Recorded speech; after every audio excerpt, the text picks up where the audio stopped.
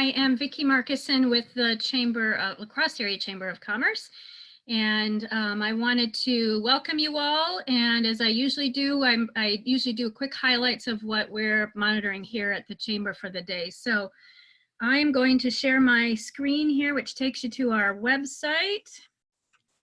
The big news of the day is for the Families First. The Families First Coronavirus Response Act, which I've just been calling Families First Act because it's much shorter, takes effect at midnight tonight. So this is impactful for any business smaller than 500, and this is a requirement. So if you click on this on our website, we have those resources developed. We've gone to many sources, and as our chamber is really good at, we compile it and give you the highlights. So this goes into effect tomorrow. It runs through December 31st. And there is an opt-out for businesses less than 50 of the, I'll explain, it's the longer term one. So in the shortest explanation, Families First provides two things. One is 80 hours of paid sick leave for employees. So this is if they get ill from COVID, not just ill from COVID, if they are seeking a COVID diagnosis, so they might be sent home by you to get tested. It could also be people that have been quarantined because they have come in contact with someone who had a positive COVID diagnosis. And the third component is if they are caring for a sick family member due to COVID. So those 80 hours are specific to someone ailing from COVID. Then there's another provision which the businesses smaller than 50 can opt out of, and that is giving 12 weeks of pay at 2/3 pay to anyone who's caring for children impacted by COVID. So it's FMLA, it's explained here a little bit more. It extends it for COVID. And there's calculations, excuse me, maximum amounts that apply. It tells you how to get reimbursed. It talks about the small business exemption. It has a poster that needs to get placed where your other employment posters are. And then what's important is if you are remote, you have a remote workforce, so teleworking, you need to email this to your employees so that they receive it. And then there's a lot of FAQs that we added down here. Things like how do you calculate it if you have a part-time employee? Can it be retroactive if you already gave some pay to someone related to things that qualify? Those type of questions are down there.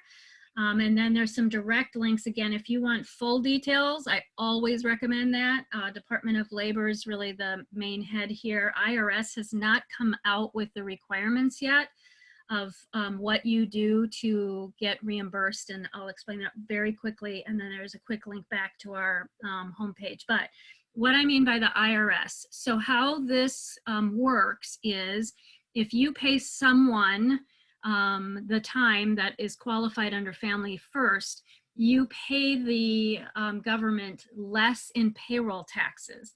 And so I'm going to stop sharing the screen here. And so why that matters is, so you have payroll and you process payroll. It's the federal payroll taxes that you would not pay in, but sometimes you may end up where the IRS owes you money. And so there is a document that you need to file to get that money from the IRS, and they have not caught up to the act yet that I have seen. But the chat on here is really great because if someone has seen those forms, or if you have any questions, there's a chat bubble that is on your screen, or I think if you're mobile, there's 3 dots, and then you can get to it that way. So if anybody has seen those forms, this is a great way to share out with all of us what's happening. There's also, I don't know if you guys saw in the email, there's an interesting statistic. At 2:30 today, we had a team member who was on La Crosse County Health. They do a live conference every day, and there's some stats coming out about the 19 confirmed COVID cases. And for example, 54% of them were at a large retailer within 48 hours prior to having their first symptoms. So there's some interesting common themes that they're starting to glean from the COVID cases that we have here in La Crosse County. So those are the things that we are monitoring. Honestly, our big push for tomorrow will be the Federal CARES Act, which puts checks in a lot of individual pockets, has some significant impact on businesses, and also puts a lot of funding into agencies. And so what those agencies are doing with it, a lot of it is just COVID research to try and get ahead of the spread. But some of those entities may have some additional funding that's available to businesses, which makes a great segue to Andrea Schnick. Andrea is in the planning department with the city of La Crosse.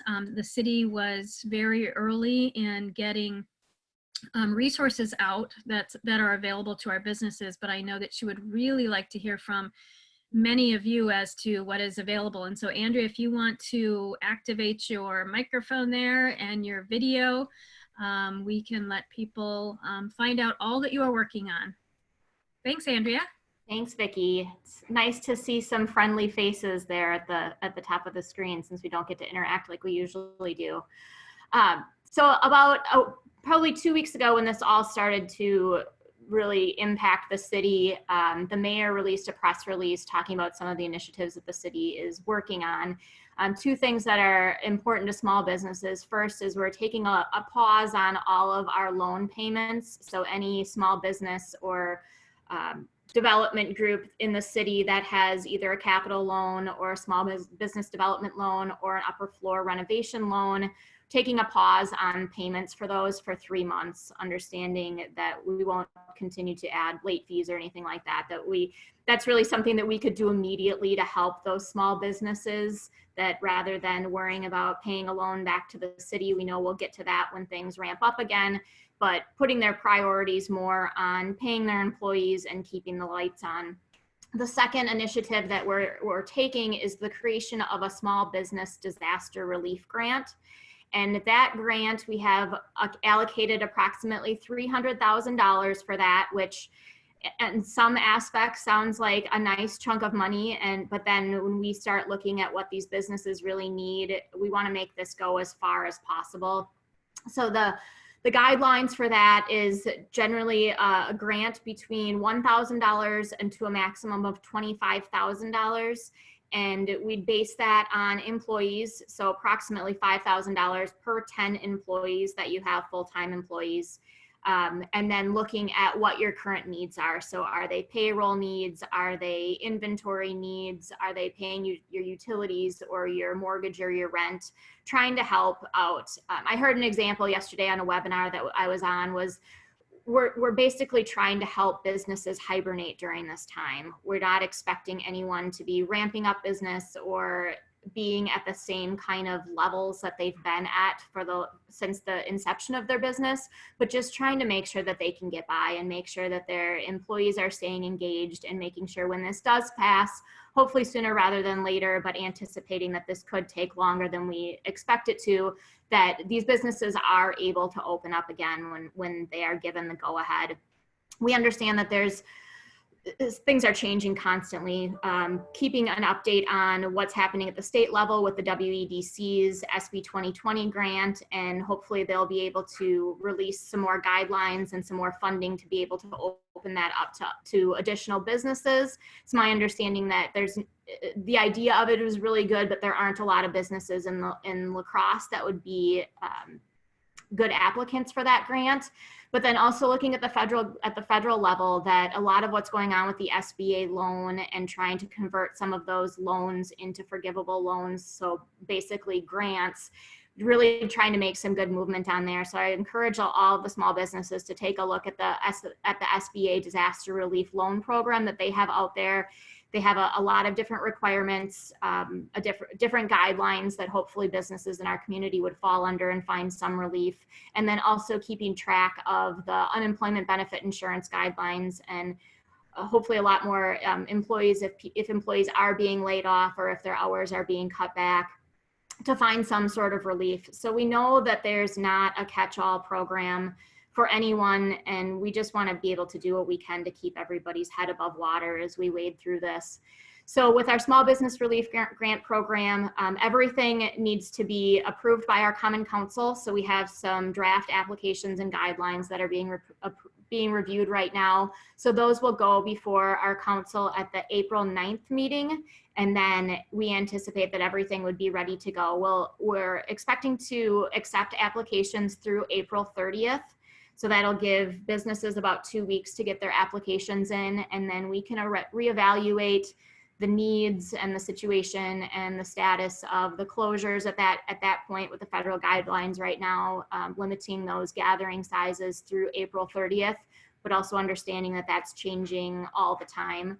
So we'll reevaluate the program at that time and see what the current business needs are. Great. So this is everybody's chance to ask questions. One of the questions, so I'll start it out because I always have questions. Andrea, can you give an idea of, so where are these funds coming from, and any feedback that you have gotten? Is this likely to pass through City Council? Have you gotten any feedback as to, why I ask is, it's one of the things the Chamber does, is make sure that we're the voice of business, and obviously there's a pretty strong voice of business saying we need help, and so if there is a voice that needs to get passed on to the City Council members, that's why I ask. Yeah, I think that's a great question. We have two sources of funding for this program. The first is through our HUD allocated community development block grant funding. So that is funding that the city receives from HUD, so from the federal government. Every year we receive an allocation, and I bring that up because that goes to communities that have a population of over 50,000 people. And so I'm going to stress, please fill out your census, because as you know, the city of La Crosse really hovers around that 50,000 mark all the time. And now with students leaving campus, we are a little bit nervous about the impact that that'll have on our census. And we don't get that funding if we do dip below 50,000. So please, especially if you live in the city of La Crosse, fill out your census so we can count you towards this. So with that allocation, there are several different programs that we help fund with that, and one of them is a small business program.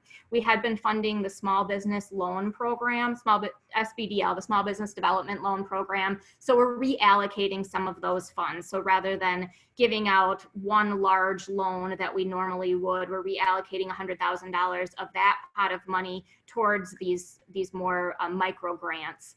And then the other source of funding is through tax incremental financing. So one of the big initiatives with TIF funding is economic development, and we make sure that that's very clear in all of our project plans. So we're reallocating some funding from programs that we didn't expect would happen in the next year or two. So we'll push off some programs, and then we'll change around some programs to make $200,000 from TIF available. And the way that funding works, the way that it's allocated, we are able to use that funding throughout the entire city, not specific to a particular TID, particular tax increment financing district. So those are our two sources of funds right now, the CDBG funds and TIF funding. Got it. I think I know the answer to this one, but I'll ask it anyway. Is the grant only for businesses in the city of La Crosse? It is. Yep. So we're working with partners. I know Jorge's on this call right now. LADCO and some of the other organizations, economic development organizations in our community, are working on deploying other programs, but this particular program is only valid for businesses located in the city of La Crosse. So what I'm hearing is once the City Council approves this, hopefully they approve it on April 9th. I didn't hear a clear answer. So go ahead as to whether you think we need some lobbying behind that. Yeah, we anticipate lobbying always helps. Input to our council members is always very, very helpful. We've had some questions from some council members, and hopefully the answers that we're able to give them will help them support this program. I have not personally heard any great opposition to this program, so I am hoping that we do have good support from our council. What it sounds like is, based off of those two funding sources, this is the money has always been there to spend on businesses anyway. It's just reallocating it. So this really isn't pulling from anywhere else in the city budget. It's just reallocating dollars already dedicated for business. Exactly. That's correct. And then, so April 9th, if they approve this, that would take effect the following day. Is that as quickly as that's going to go in? Yeah, usually with legislation, the mayor has a couple day of a veto period. So we'll work with him. If he gives it the okay that he's not going to veto it, then generally that would go into the next week. So we'll work with the mayor to get this activated as quickly as possible. Hopefully the next day, just understanding with all of us working from outside of City Hall, we want to keep the flow going as smoothly as possible. So we'll do our very best to make it, I'll make it ready to go the following day after council, otherwise beginning of the next week. And for clarification, is the determination done by city staff? Does it need to go through a committee? How quickly and what's the process look like? We do have this written, and that would need to be approved by the council, but the way that we currently have the guidelines written is that the planning department staff would do the approvals of the applications. So why that matters is then that shifts to a first come, first serve, right? So everybody needs to be prepared on April 10th, let's say, to get that paperwork and apply. Because if you wait until April 30th at the latest, there may not be funding left. I would recommend that, yes. Okay. And so in the meantime, that's a good question, Vicki, just to follow up a little bit on that. Some of the things that we would expect for, so if a business is planning to apply, for them to keep their eyes open, we'll be looking for some payroll documentation to make sure that we have the exact number of employees that you currently have, and then any other kind of documentation that you'd have for your request. So if you're looking for rent relief, or if you're looking for help paying your utilities, some sort of documentation that'll show that'll back up your request. Okay, so we've had a few people post questions. I'm just going to take these in order, even though it's bopping around a little bit. So question from Danette: did I misinterpret my comment about employers with under 50? Does the FMLA part affect or not affect them? So it does not affect you, but the 80 hours does. And as always, you should make sure that your employees know whether or not they are eligible for that, just out of communication. So Melissa, yes, we can certainly email out a link for the city application when it's available. I assume, Andrea, you're going to put that on the city website. Do you have a process for where that will go out and how that will go out? Yeah, so it'll be on our website.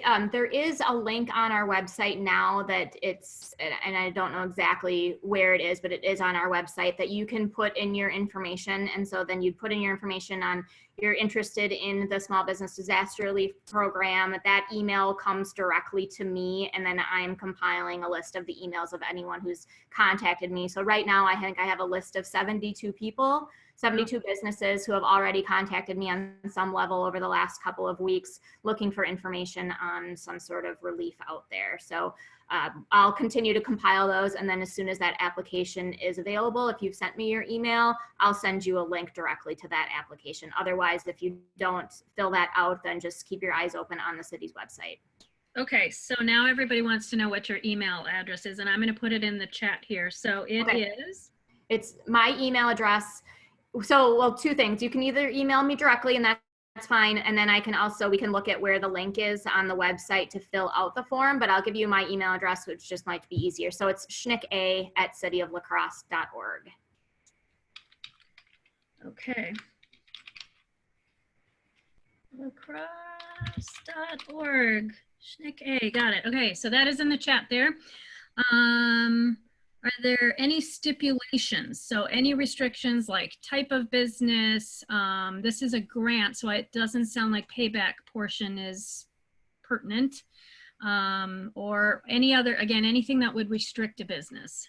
It needs to be a for-profit business. And that's just due to our guidelines that we have for some of the restrictions from the federal for the funding sources. So for-profit business, and that's really the only exception. You know, we're anticipating this to be we're anticipating the request to be from businesses that are heavily impacted by COVID-19. So we anticipate retail businesses, restaurants, But the feedback that I'm getting is businesses on almost every level, insurance companies, audio, visual, event planning companies, really so many people are impacted. So we're not limiting to one particular industry.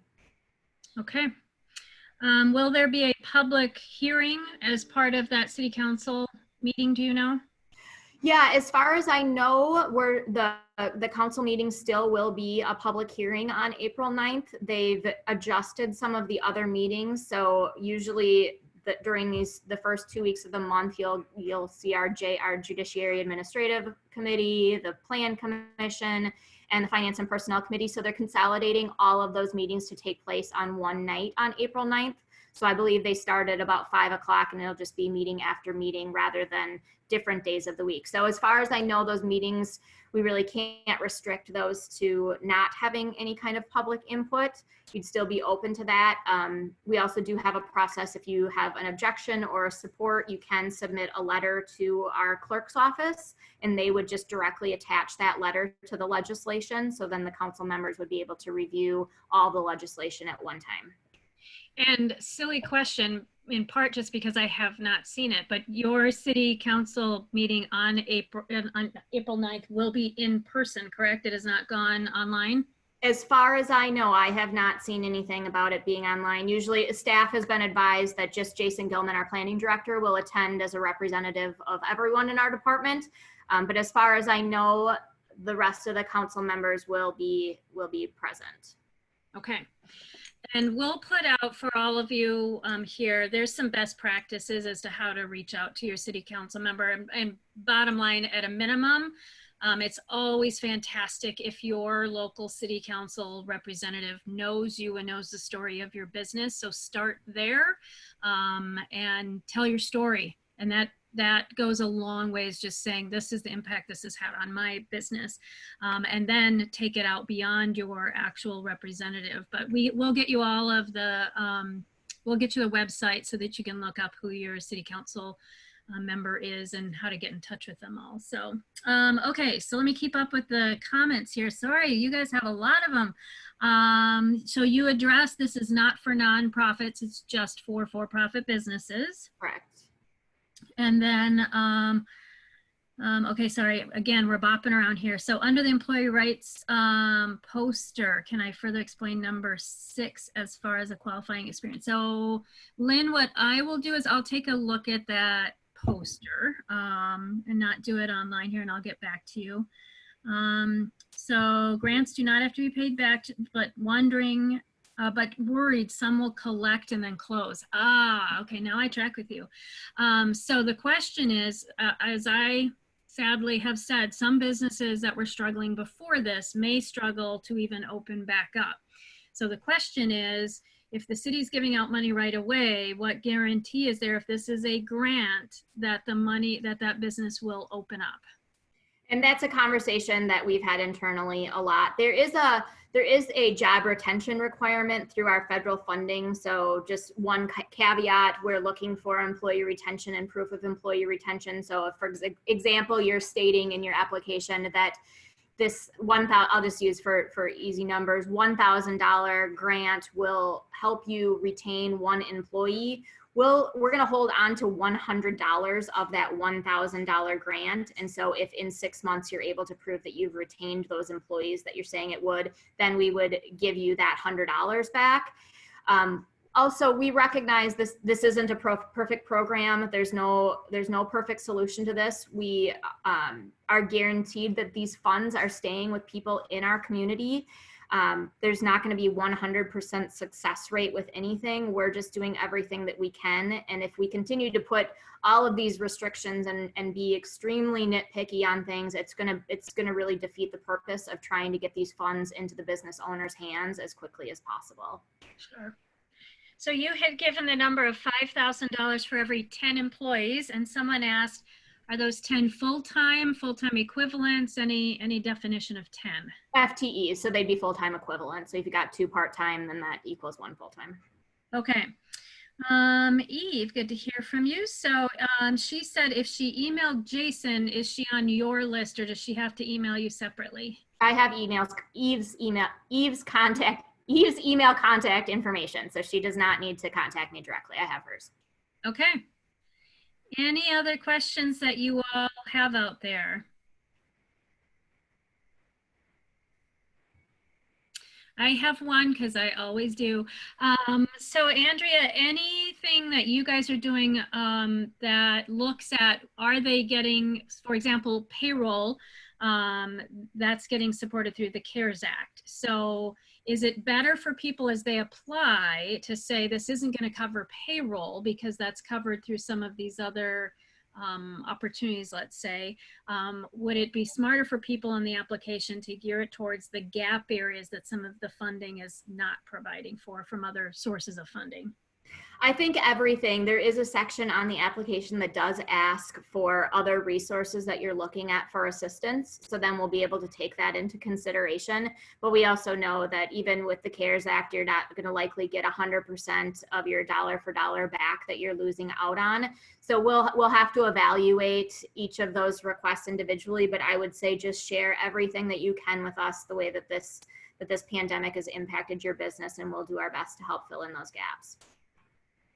And if I can go so far from with the group, be thinking about as our chamber shifts to what's it going to take to reboot, think about that strategically and make sure that you're getting that funding, because you can always hire those employees back. But if you can't reboot, there's no point in trying to preserve your employees. So be really strategic in how you apply for that funding. Again, to Deb's comment, we want those businesses that are getting these funds to be as successful as they can be. So assess what's needed for that startup, because those who clearly are able to start up are going to be more successful. So again, be really strategic, and that just makes your case, your application, that much stronger. Sorry, I want to make sure I didn't miss anybody here. Okay, I think that's the last of the questions. Anything else, Andrea, that we missed?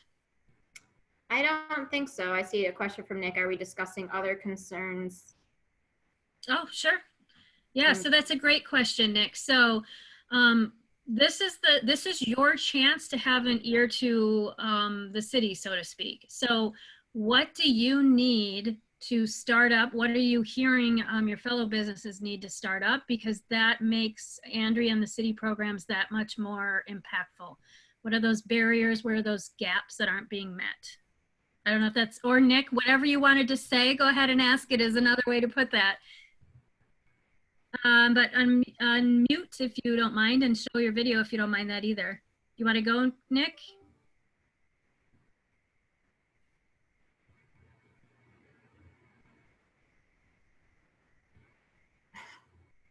Oh, he typed it. Okay, my goodness. So there are immediate cash flow issues of getting through the closure and or lost business. That is certainly the immediate problem, but there are longer term issues for business expenses too. Grants and loans can help in the now, but for many businesses, big bills will also be coming later while they are trying to recover. Taxes, and specifically property taxes and personal property taxes, will come due at the year end or in 2021. What about 2020 property tax abatement for the period of time businesses were forced to close? Has there been any conversation about property taxes and personal property taxes? Yeah, there are a lot of conversations. The complexity of it is that when you pay your property taxes, it doesn't go just to the city. A portion of your property tax is going to the county, to the school district, and to Western Technical College.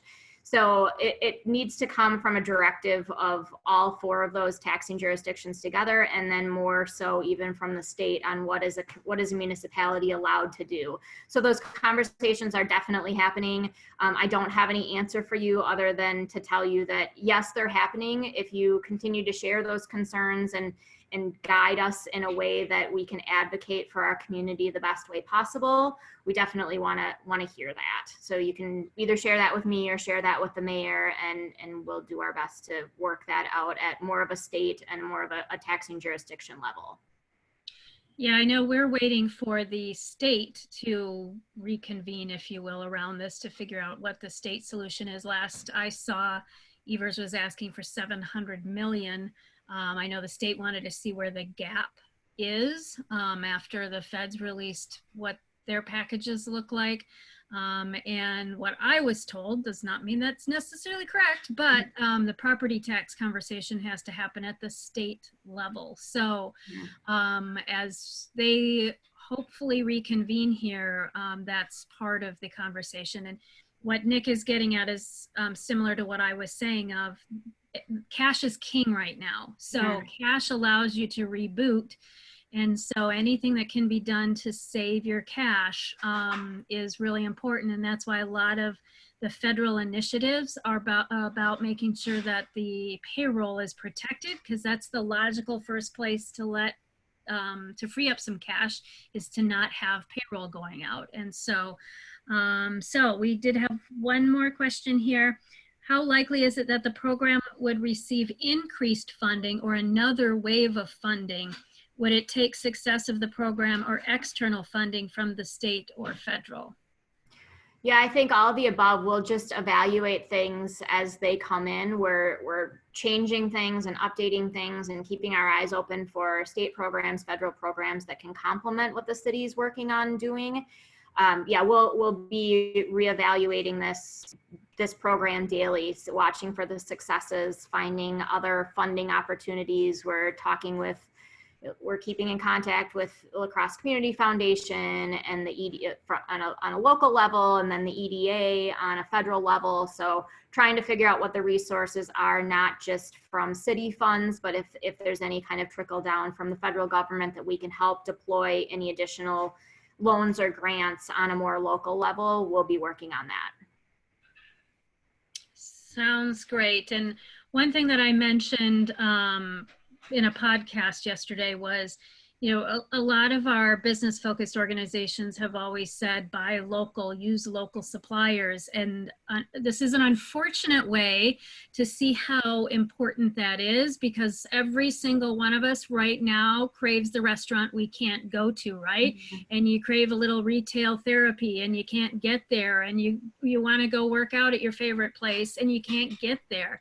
And so this, if you're going to find any silver lining in this, it's that people value local because it's been shut off from them. And the other piece too is supply chains. So a lot of entities are saying, look at your local suppliers, because you're more likely to have consistent supplies coming to you if you do business locally than something coming from national. And I even saw that Amazon is having to adjust because some of their workforce is getting ill, and so they've shifted to prioritizing essential products. So even as a backup, you can't necessarily rely on Amazon. So so this just reinforces how important it is for our local businesses. These are our neighbors, these are our friends, and making sure that they have what they need to get going again is important to us all. So if there's no further questions, we will end this. And then just a reminder, we have Congressman Ron Kind on at 4:45 today. So he'll bring some perspective on those federal programs that have been unveiled. So thank you so much, Andrea. As you can tell, I think we had 79 people on here. So people are looking to connect with resources and to see how they can get their businesses back on track. So thank you so very much for taking the time. Thank you. Bye. Take care, everybody. Bye-bye.